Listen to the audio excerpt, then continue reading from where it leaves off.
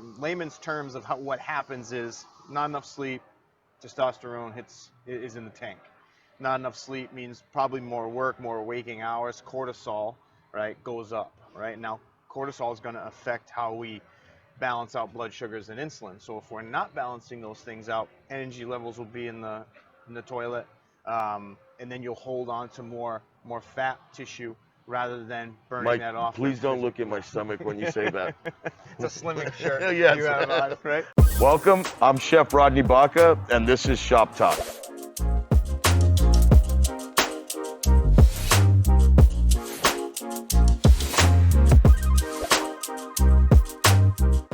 Hello everyone, welcome to Shop Talk by Chef Rodney Baca. I've got a very, very special friend here today, someone who keeps me in line, the Director of Strength and Conditioning for the San Jose Sharks, Mr. Mike Potenza. How you doing? Good. Couple questions for you. Okay. Let's start with dive in with a real hard one. I have a friend that asked me a question because he knew you were coming on. And he's about 40, 43, little overweight. He's a chef. I think I know this guy. You know, and he wants to know, how do you get some kind of nutrition or some kind of workout for that, 43, 44-year-old guy who's, he's a great chef though. Yeah. I like this guy. I know him personally. Yeah. It's not me, people. Before you even talk about for his job, and what he does and the timing of his day, it's almost like an athlete because they're ramping up what you got to do in the kitchen. I mean, it is me, like an athlete, right? No, okay. So you're ramping up your job at the end of the day when you really kind of should be settling down based on your circadian rhythms, right? Because your body does want to sleep, and it regulates blood sugar, and it regulates all your food and repairs when you sleep. But if you push that outside of the circadian rhythm, so the rhythms of how the sun sets and rises and sets, then you're going to compromise insulin levels, blood sugars, hormone levels, all those different things. So could you start to lack in it? Like, let's say for your age, yeah. your even your testosterone could go down, or your insulin and become diabetic, pre-diabetic, those kind of things. The layman's terms of what happens is not enough sleep, testosterone is in the tank. Not enough sleep means probably more work, more waking hours. Cortisol, right, goes up. Right now, cortisol is going to affect how we balance out blood sugars and insulin. So if we're not balancing those things out, energy levels will be in the toilet, and then you'll hold on to more fat tissue rather than burning that off. Please don't look at my stomach when you say that. It's a slimming shirt. Yes. You have on, right? I wanted black today, people, but no. So you have that problem, right? The best thing you can do, and it happens for athletic populations, people who are leaner too. It's just that you don't see it on your body composition as much with those types of people. You'll see it in energy levels. You'll see it in hormonal levels that are in the tank, mood levels, and things like that. So it affects everybody. There's periods of time when we're traveling a lot, we're on a plane, take a quick nap, get back up when we land at 2 in the morning, and then we got to set up the rink. So even I'm not getting a lot of sleep, and I know that, well, geez, my cortisol level's pretty high, my testosterone's in the tank, I don't have energy to work out or anything like that. So what can you do if you're that chef in that role, or a night shift worker working outside of that circadian rhythm time to help your diet and your health, is that eat really well during the day, but try to find pockets of sleep. If you can't sleep, try to get a nap in. But more importantly, try not to eat, even though you're working, after 8 o'clock. Okay. Right? And if it has to be a snack, then make it some maybe raw vegetables or things like that. So you get vitamins, you get fiber from that, but it's not a heavy protein based or sugar based from just some fruits. Yeah. Fruit is great, and I am a big promoter of it because of the fiber and the vitamins. But at night you don't want that sugar burst, because you want to try to balance out that blood sugar in the morning, right? Even though you're working late, right? So nothing after 8 o'clock. Really try, if you have to have a snack, kind of make it some sort of, maybe it's hummus, maybe with vegetables, or some sort of really healthy dip with no dairy or sugar, and and try to get a nap in. That's even before you can kind of really think about, okay, do I add a workout in? Can I add a workout in? Right. You can, but if your energy levels are really low, you may be pushing yourself that much further down in the tank. Well, I see that because many of the people I'm around, myself included, we're all now in our 40s. Yeah. And so and working the full-time jobs and being here in the valley, Yeah. that full-time job can mean a lot different because Yeah. you're working so much. Right. Obviously, Yep. you're on the road half the year. Yeah. So it's crazy how to think, how do I it's almost like discipline too, though, Mhm. right? How do Very I much so. discipline myself and Yep. realize that I need to structure this in different ways? Yeah. So it becomes a really kind of almost a science in a Right. sense. For me, when I'm traveling and eating late, you get on the plane, you're starving because you probably have had something before the game at 4 or 5 o'clock, and now it's like 11 or 12 at night, and you're on the plane and you have a meal service, and it's like you have to eat something, But I know when I've eaten that late at night and been in that rhythm, the next morning if I test my blood sugar, it's borderline what you would call diabetic, but I'm not diabetic, Right. So my blood sugar runs high at times between 95 and 100. Normal everyday activity like right now, sleeping well and not eating after 8 o'clock or 7:30, my blood sugar is now down to 80, between 85 and 90, where it should be. I think diabetics break that threshold of, okay, you probably should go get tested at waking blood sugar levels above 100. Wow. So you can see how close, even for somebody who's working out 4 times, 5 times a week and trying to do the right things, your lifestyle can totally spin you out of control, That's crazy. That's crazy. All right, so I have a few questions for you. Okay. One, we talk all the time, but how did you get involved? What gave you I want to become Yeah. the man at what I do Yeah. here? I was lucky early on. I was a multi-sport athlete in high school and just loved, sports and working out. And a couple buddies of mine got me into working out really religiously, and I just fell in love with it. I fell in love with the preparation side of it. Soccer was my main sport in high school. I also played baseball and lacrosse, but in college, soccer was my main sport. And everything for me was geared towards sports medicine. Like I wanted to be an athletic trainer. I wanted to be on the medical side, the immediate medical care for athletes. I didn't know about strength and conditioning at the time in high school. But sophomore year, in high school, I took an anatomy and physiology class. It was amazing. I had a great teacher. And then somebody told me, you should, if you really want to do this, you should start knowing what schools are out there for college. And Can I ask you a quick question? Yeah. Sorry to interrupt. Isn't it make such a difference, or doesn't it make such a difference when you have a teacher that's Yeah. that Mhm. gets you involved and Yeah. you're like, wow, I'm in Yeah. there. Totally. And then to add on to that, I had so many resources to explore the world of sports medicine to make sure I really liked it. Like I was able to do a small internship or observation period as a high school student at Brown University, where I grew up on the East Coast in Rhode Island, in Providence, and watched the athletes and watched their day to day. And then my soccer coach at the time was also the pro coach. He was a coach of a semi-pro team in Rhode Island at the time. They had a physical therapist and athletic trainer on staff. So when I would go see his team practice, I would kind of converse with them and learn more about it. And it just fed my fire to kind of be involved in this line of work.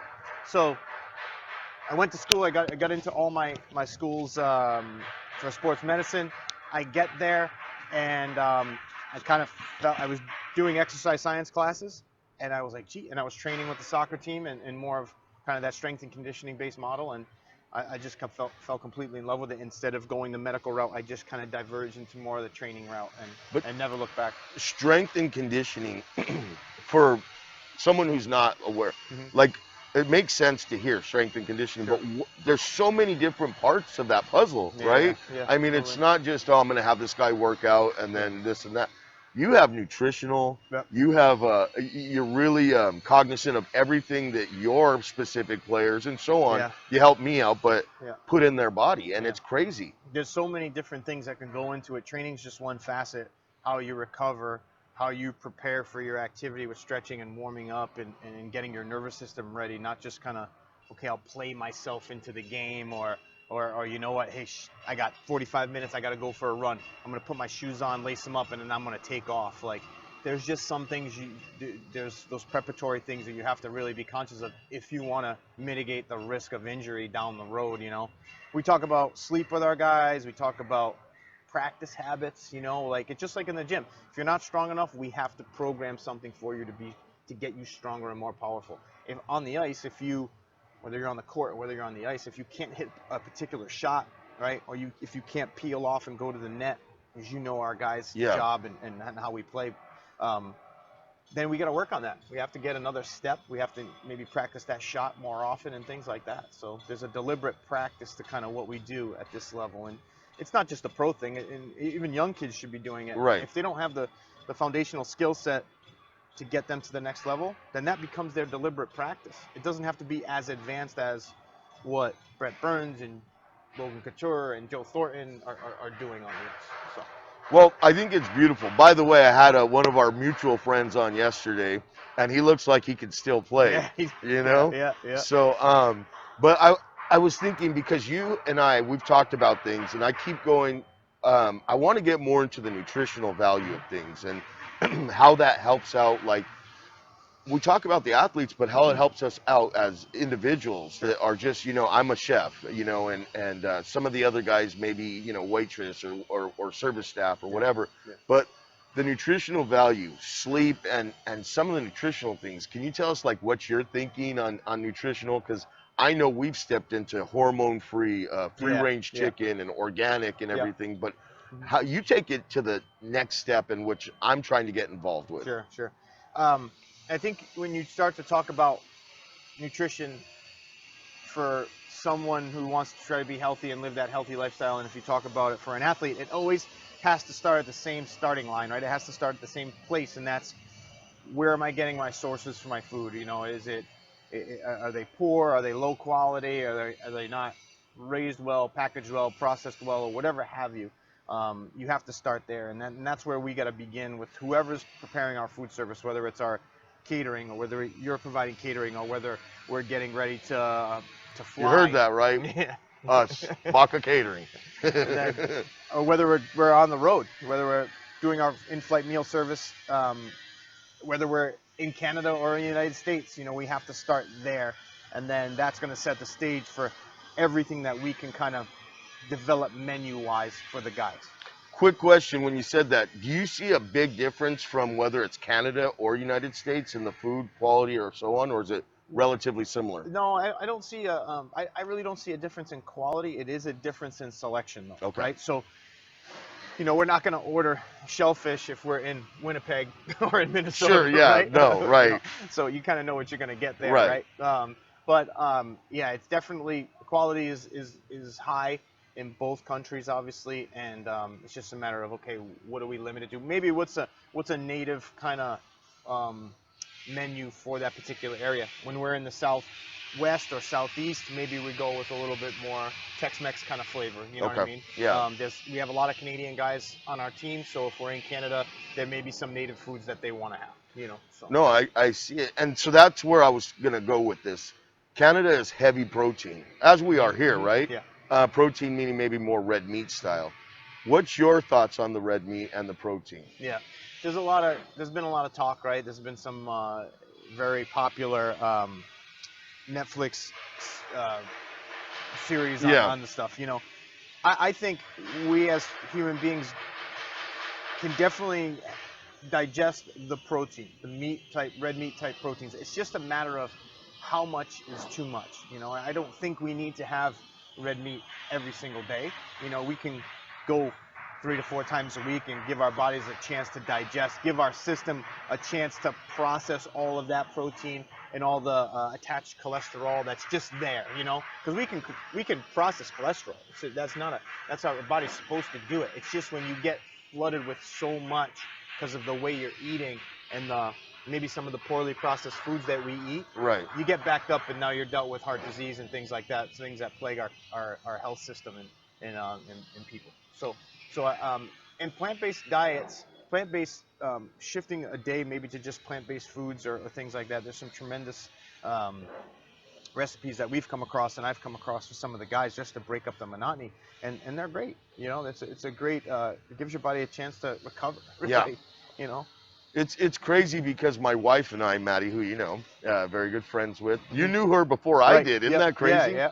Um, we try now because I know you can't tell people, but I'm working on it. But we try to do a Bad shirt. plant-based a plant-based once or twice Yeah. a week Yep. just to see. And it was funny the other day we dropped our son off in San Francisco, Hmm. and we're looking for something. And obviously during the times right now, nothing's really open. But there was one place that was open, and it had all these burgers on it. It's all organic and stuff, but there was a vegetable burger, and Hmm. this guy, Yeah. said, you know what, let's try that. And I was pleasantly surprised. They Yeah. made their own black bean burger Yeah. in house. It's And great. so I have to say, I'm getting on that bandwagon to an extent. Mike, you Yeah. know, I'm always a red meat guy Yeah. too, Yeah. but Yeah. I'm getting on that Yeah. bandwagon. Yeah. So, I found and I was totally skeptical, and it was, my wife and I, and we were getting the dinner in the box kind of thing, Blue Apron or whatever yeah, it was, and there was a plant vegan Greek burger. So I'm like, what is this gonna taste like? yeah. So it was like parsley, ground. You would grind up chickpeas and kind of make this patty, and it came out unreal. Really? Yeah, it came out unbelievable. Sounds like kind of a little Yeah. falafel Yeah, style yeah, going yeah, on there. yeah, You know? basically, but you just kind of make it into a patty. So it was great. There's a lot of good options. There was this African plant-based stew with lentils and chickpeas and tomato sauce. It was off the charts. Really? It's probably one of my favorite soups. Now, would you feed the guys this stuff? I would recommend it. To we have a part-time nutritionist now. She's been with us for a year, and she's amazing. And we talk about all these different things, and she works them into the lineup of meals, and it's just a matter of bringing up some of these really good recipes and having our caterer at times, or even yourself, like, hey, can we throw this into our repertoire of meals? Yeah. So there's so much out there. It's just a matter of finding the stuff. It's crazy. I got to tell you guys this, though. You're talking to an Italian boy right here, Yeah. and he's talking nutrition. Yeah. So now I got to take you back to when you were young. Oh boy. What was the Sunday dinner like in the Italian household? We had meatballs and pasta every single Sunday. Somebody and I was blessed to have family so close. So my grandpa lived 2 streets over, and my great aunts lived 5 minutes away. If you wanted to walk it, you could, but every single household, from all of my mom's sisters and to my grandparents and great aunts, had meatballs and pasta every Sunday. So whether you went to that house or not, You were and getting usually it was a big gathering, Yeah. whether you went there or not, it was getting made. Oh, man. And if you stopped by on Wednesday, you were having leftovers. Oh, from Sunday. Yep. Oh, yeah. So the only requirement was that you brought some bread and wine. So that was it. And that was pretty easy. And how was that, though? Like, once you started getting into this and transitioning, you know what I mean, with your Yeah. lifestyle? Because the family still cooks the same somewhat, I'm Right. assuming, right? Yeah. So yeah, how pretty is much. that for you? Or you just kind of monitor what you do and whatnot? I was fortunate because my mom's a really good cook, obviously, and my great aunts, who my brother and I spent a lot of time with, they were amazing cooks, and so we just, when we were staying there when my mom worked, it was like, okay, we're gonna learn from auntie, and Yeah. and my mom would, obviously, I would watch her cook and things like that, so I kind of just fell in love with it. My cousin fell in love with it so much that he went to Johnson and Wales and became a chef and became a One restaurant of the owner. top culinary you know, schools in so, the nation, yeah. by the way. So it was great. We kind of all had a love for that, and then when we gather, when I'm on the road and we get a chance to see each other in Boston or New York or something, we'll kind of be foodies for a day and try to find the best Italian restaurant we I can love and it. compare it and bring our checklist in. See, I love that. But you actually you enjoy too. I mean, Yeah. you work hard, you condition, you make sure, but on the time you get to see family and do whatever, Yeah. break bread as we Yeah, say, right. you enjoy that Yeah. aspect Yeah, as that's well. my cheat day.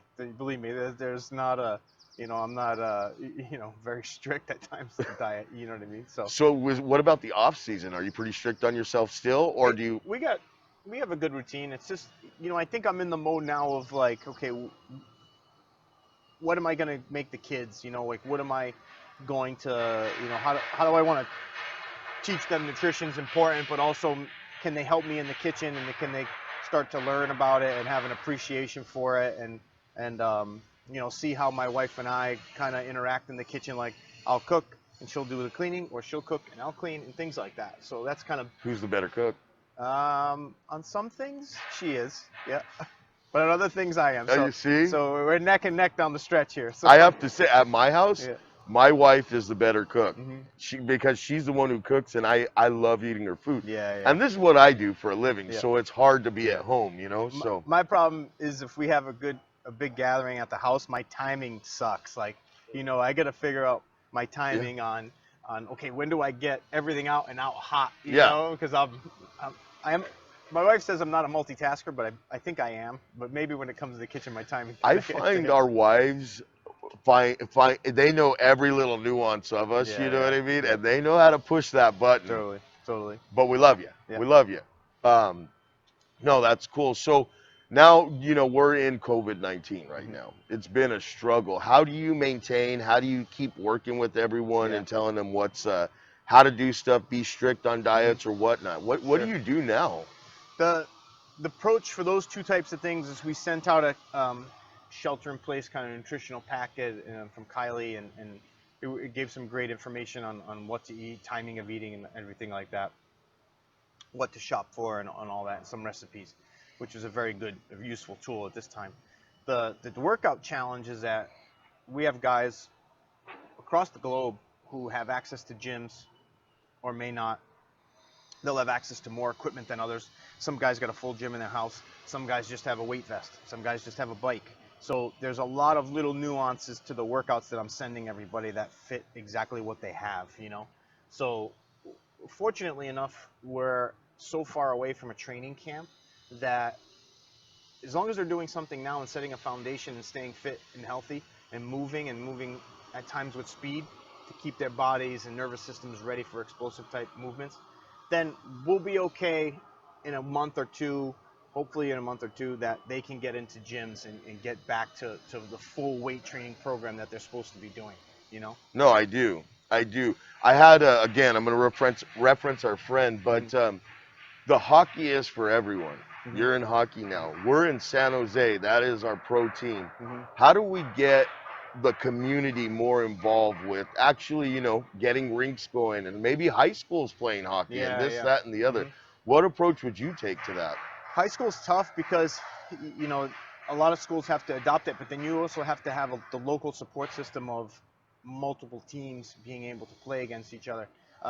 Where I grew up, high school hockey was big. It was bigger than junior hockey, kind of like what we have at Sharks Ice. Yeah. That program is thriving. That program is really strong for the youth basis, and there's a small supporting high school system that, unfortunately, they play only a few local teams, but then they have to fly down to LA Okay. and play their bigger high school system. I think what's happening is that at the youth level, it's still growing. So to build, I don't think it's a question of building up the high school level more, or it's just supporting the growth and expansion of more teams and more kids playing as you move forward, which I think is great. I think there should be a lot of more programs available to kids who maybe can't afford hockey. Hockey's not cheap, Yeah. and it never was. So there should be more opportunities to expand it to kids. Maybe, I think you got to start with an equipment program to get equipment out to kids, or maybe rental equipment or things like that, so that they can experience what it means to be on the ice and things like that. And I know Joel, our friend, we've talked about it, and I think it's something he's really interested in. Coming from the Toronto area, with, Yeah. The hockey mecca, basically, on how to get kids involved and inner city kids involved in this game. Well, I agree. I just think that because that is our sport here in San Jose, Mhm. that is our pro Yeah, team. yeah, right. How do we get that? Because people love them. Mhm. You Yeah. see in the east side, you see in the south side, Yeah. you see in Saratoga or Los Right, Gatos, right. everyone Yeah, yeah. has their Sharks hat on. And you know what? What helps too is, like, there's retired players that are living here. It's a beautiful place, and why wouldn't you want to live here in this Yeah. area, right? Other than the taxes and the cost, right? But like, there's guys who are settling down here and starting families, and those guys are actually becoming coaches with the Sharks junior program, the kids program. So that's great. They're getting amazing teaching and coaching from them, and that's only going to help build the skill level. So where you may only see one kid every other year have a chance at the highest level of hockey in the United States, maybe it's going to be 4 or 5 down the road. Maybe more kids are matriculating to high-end college hockey, you know, Yeah. or high-end American junior hockey. So, and I think we're starting to see that, you know, and it's important. You know what's a great thing to watch? The miracle. Yeah, You know what I mean? yeah. And get the kids to see kind of, Yeah. this is where we were. Yeah. And My kids love that movie. isn't it great, Yeah, though? yeah, I mean, it's because amazing. it's true, you know? We had no chance. Yeah. Right. Really, no one did against the Russians, they yeah. say. So to see something like that gives you I'm ready to get the stick and get out there now. Yeah, sure. So it's kind of crazy. But no, I'd love to see that. And like at Sharks Ice, do you see a lot, like people are coming and you're getting all this in? They have an expansion set to add 2 more rinks. So it's going to go from 4 to 2. And 4 was a lot to begin with, but they were packed, you know, Yeah. which is great. You know, there's figure skating programs, there was the adult hockey programs, there was the youth hockey programs, you know, so there was a ton of public ice sessions available, and they were always packed with people who, you know, obviously weren't hockey players but just wanted to come and skate. So the expansion of that facility is going to be tremendous for more outreach, getting more people involved. And I agree. And that's what I was saying. I was hoping that maybe we get a rink in the east side and south side, so we can get those inner city kids ready to go but I agree, and I think it's a great thing. You know our affinity for the San Jose Sharks. Sure. You know how much we like being part of everything that we can. But you know, we'd like to be part. Like, I love working with you because that's why I was talking to you. Like, I'm learning so much about nutrition when I talk to you. So now I'm starting to. I don't know if I told you this, but we're doing some different burgers, but they're all going to be plant-based. And we're trying to work out the recipes, which you have to come try. We'll taste. I'm a good taste tester. Yeah, and give your honest opinion. Honest.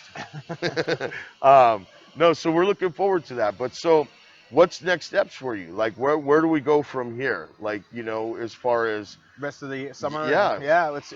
I think we're all in that waiting game of figuring out what this pandemic is going to hash out to be, and you know, I think hopefully in September or early fall we can put together some sort of training camp with our team and bring everybody back for a short time basis, and then prepare for what could be a December start to the next NHL season. You know, God willing, hopefully we can do that. And then we're going to be prepared from a protection standpoint for the players and staff to have that facility ready in the fall, because we're thinking that more guys are going to come back because their kids would be starting school. Right. Again, God willing, that Santa Clara County opens up schools in the Sure. right way. So we got to be prepared to train and skate and prepare. So that's the next step. That's really kind of what we're focusing on. You know. Wow, it's just crazy times right now. It is. But it is. Very fortunate. Very good friend of mine on. I'm glad. Thanks for having me. He's coming back more than he knows, more than he wants to. Let's say that. Next session, we'll have this table full of food. How It'll about be that? all That's full good. of food where we're going to break bread. Yeah, but anyway, Mike, thank you, man. No problem. You are the Thank you man. for I having me. appreciate it. And till next time. Yep. Thanks. You're the man.